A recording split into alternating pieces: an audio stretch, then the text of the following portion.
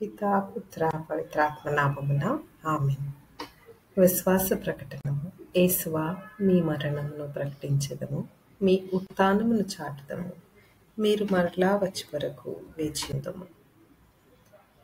త్రిత్విక సర్వేశ్వరుడు మనకు చేసిన సకల మేలులకు గాను గడిచిన కాలం మనల్ని సదా కాచి కాపాడినందుకు వారికి వందనములు అర్పిద్దాం. అబ్బా తండ్రి, హల్లెలూయా స్తోత్రము. ప్రేమగల తండ్రి, హల్లెలూయా స్తోత్రము.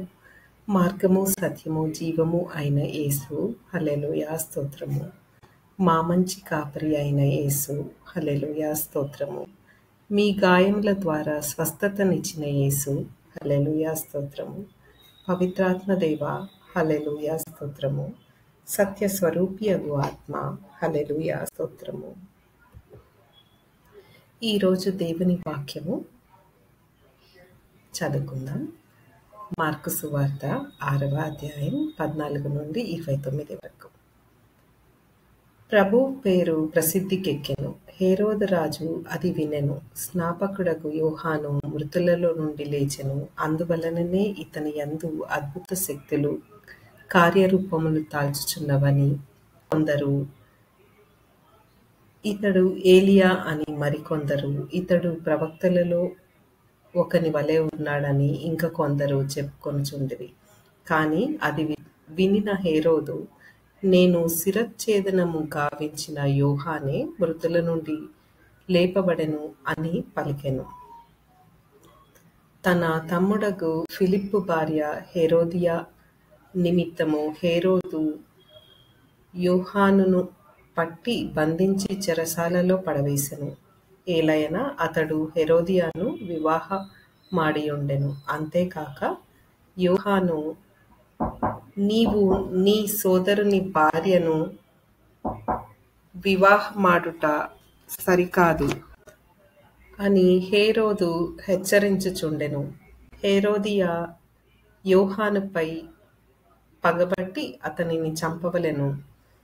కాని ఆమెకు ఇవి సాధ్యము కాకపోయెను.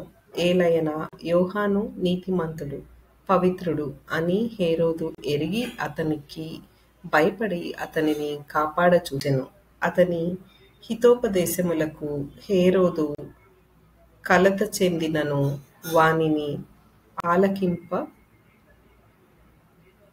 మనసు కలవాడై ఉండెను. తుదకు హేరోదియకు ఒక చక్కని అవకాశం కలిగెను. హేరోదు తన జన్మదినోత్సవమున కొలువులోని ప్రధానులకు, సైన్యాధిపతులకు, గలిలయ సీమలోని ప్రముఖులకు విందు చేయించెను.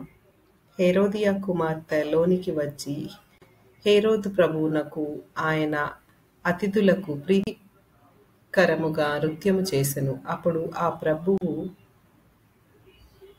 ఆ బాలికను చూచి, నీ ఇష్టమైన దానిని కోరుకొనుము, ఇచ్చెదను. నీవు ఏమి కోరినను నా అర్ధరాజ్యమునైనను ఇచ్చెదను అని ప్రమాణపూర్వకంగా పలికెను. అప్పుడు ఆమె వెలుపలకు పోయి తన తల్లితో, నేనేమి కోరుకోవలెను అని అడుగగా, ఆమె స్నాపకుడగు యోహాను తలను కోరుము అని చెప్పెను. అంతటా ఆ బాలిక వేగముగా రాజు వద్దకు వచ్చి, స్నాపకుడగు యోహాను శిరస్సును ఇప్పుడే ఒక పళ్ళెములో పెట్టి ఇప్పింపుము అని కోరెను. అందులకు రాజు మిగుల బాధపడెను.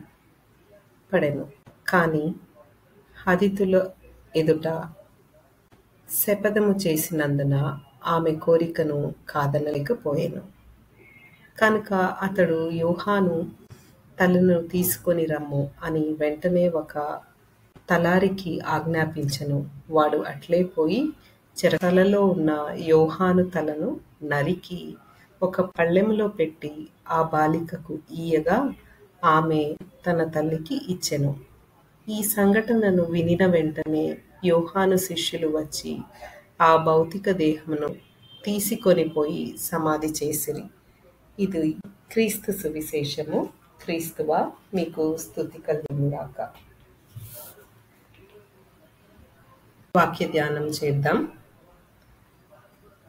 ప్రభువు హెచ్చింపబడుచుండెను, అని వాక్యమందు మనం విన్నాం. ఈయన ఎవరు అని ఏలియానా, లేక చనిపోయిన యోహానా, లేక ఇంకెవరైనానా అని తర్కించుకొంచుండిరి. బాప్తిస్మ యోహానును ఎందుకు చంపారు? హేరోదు హెరోదియా వివాహం తప్పు అని చెప్పటం వల్ల, తమ్ముడి భార్యను పెళ్లాడటం తప్పు అని చెప్పటం వల్ల హేరోదు యోహానును సంహరించాడు.